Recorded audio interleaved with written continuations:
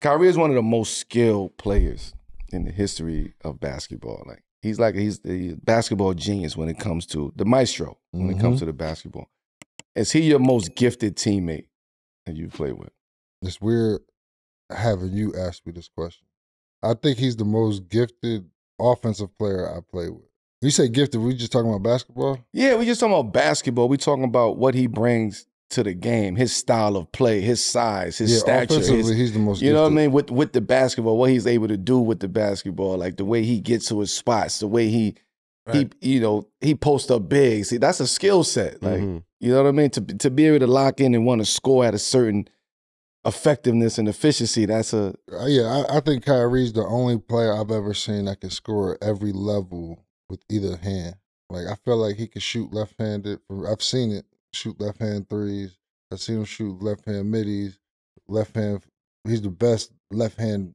He's the best non-dominant and dominant finisher I've ever seen in my life. Who can't dunk? I mean, he can dunk, but who can't? Like, but like, I'm saying like who's not a dunker. Word. It's not even close. His imagination with getting to spots and it's almost like he's looking at your hands. And whatever your hands is, the ball is not. And if it is, it's only going to be there for a split second. And it's like he dancing with it. I can't lie. He's probably the most gifted. Yeah. I mean, the imagination would spin on the backboard to be able to.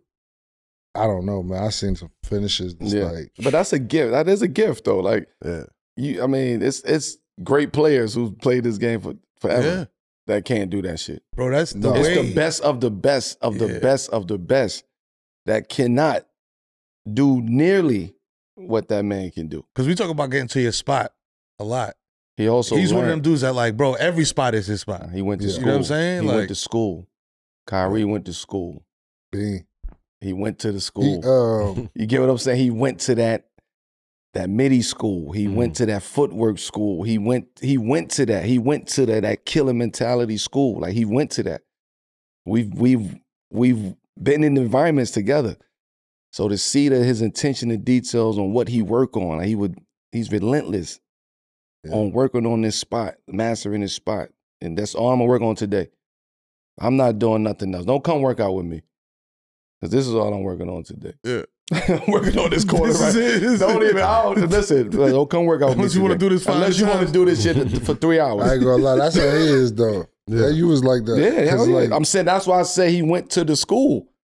I remember we do workouts with certain people, man, who like we working, like not all the way working out yet, like just like getting the feel for the joint, right? Yeah. So I think, but I look over, this man is really like working on this shit. And one of the trainers was like, all right, man, we about to start up, He's like, I'm already going. What you talking about?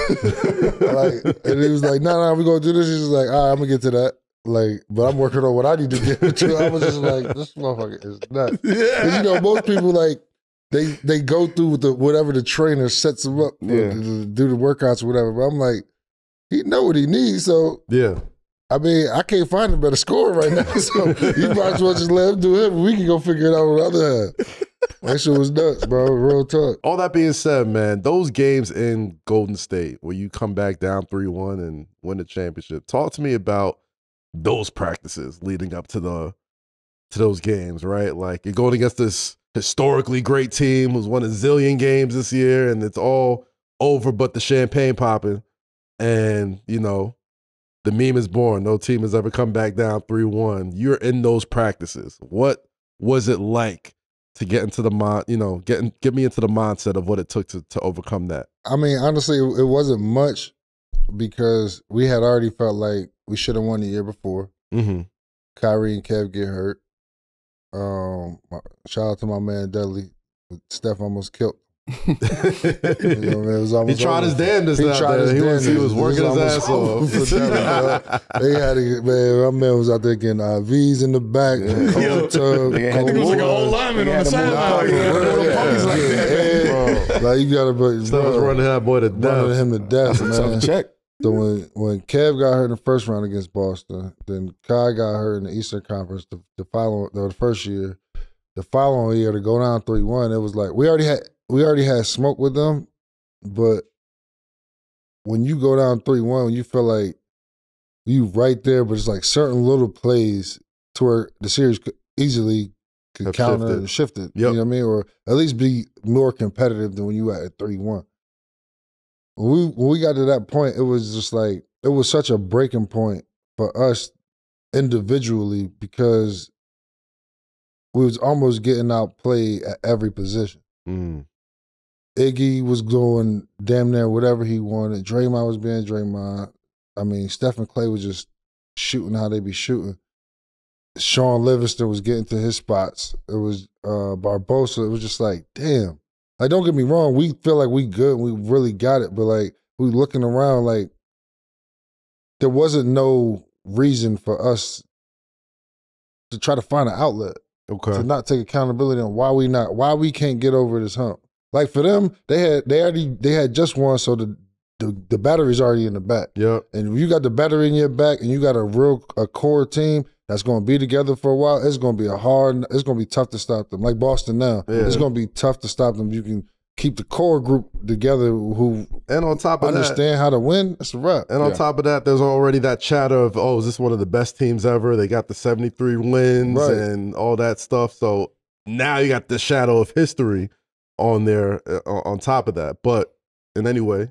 Yeah, but for me, like, I never really cared about the history of it. Like, when I seen them getting a record and all that, because, I mean, we all grew up in the Bulls era. Yep. And seen, you know, that team. Mm-hmm. So to me, it's like no team could even be better. But also it wasn't. I didn't feel the pressure. I already lost a chip, so I didn't feel the pressure of like being part of the wrong side of history. Like shit, you're gonna be a part of history anyway. You lost the chip already, so you're just on the losing side of it. So I didn't really factor in that part of it. For me, it was just like mano y mano. He's not better than me in my mind. Like. I know he's good. I know he scores 16 levels, dribbles, all that shit is cute. But this light-skinned nigga's not better than me, dog. Like, no, for real. Like, and then I'm going down the line looking at Kai like, yo, bro, like, I'm looking at Brown like, bro, there's no way. Like, there's no way. There's no way they could beat us. And there was some eerie type of feeling because nobody said shit. Nobody went nuts. Nobody was just like, we rolled back to the hotel, crickets. We rolled back to the flight back to Cleveland, crickets. The next practice, nobody said nothing. It was just going over shit. It was just like you already know what you got to do. Yeah. There's nothing. They know we done talking. I don't want to hear no speech. I want to watch no fucking video or some inspirational type shit. I don't want to watch none of that shit. Don't show me Rudy and all that. Nah, I don't want to hear Mike with his I don't want to hear none of that. And ain't no more talking. And in that situation for me was like, it was hard because I had fucked up my hand. I had this big ass gash in my hand and it happened in game 1. I dove on the floor for a ball with Bogut. I dive on the floor, I got this big ass gash in my hand. So I really couldn't like hold the ball how I wanted to, so I was kind of like gun shy. Mm-hmm. At this point, every shot matter. So if you ain't got a good one, don't even think about pulling it. Right. So I'm essentially playing passive. James Jones came to me at halftime of the game 7. He said, "Man, what you gonna do? You just out here. What are you gonna do? Like you got to do something." I'm just like, man, shit, fuck it. All right. First, I was like, man, no matter what happened, this shit can go, this shit cannot go. But the first couple times you touch that bitch, that shit going up, and this shit just went.